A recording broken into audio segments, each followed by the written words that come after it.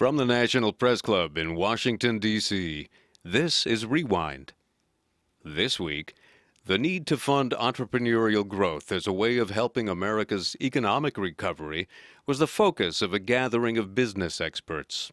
The state of entrepreneurship in America is not as strong as it once was. I had someone in my office recently who told me that the American dream is alive and well around the world. They know what the American dream is, but it's being lived someplace else. We need to make certain that the American dream is lived in America.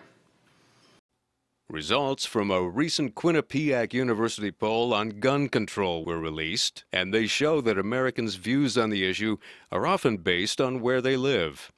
People who live in cities are more supportive of gun control than people who live in suburbs. And people who live in suburbs are more supportive of gun control than people who live in rural areas.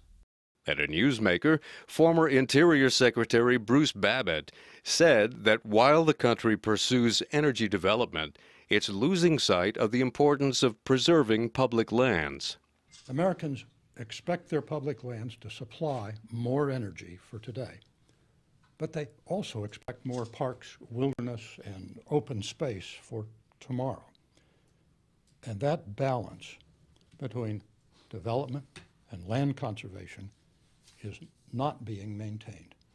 The Alliance to Save Energy recommended investing in energy productivity, modernizing regulations and infrastructure, and educating the public to double U.S. energy productivity by 2030.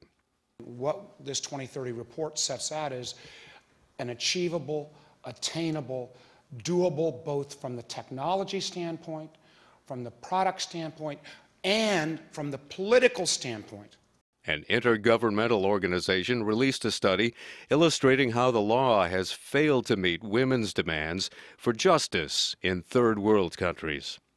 Much international aid has gone into reforming the justice systems in developing countries, but most women actually do not use these courts, or if they do, they don't find justice there.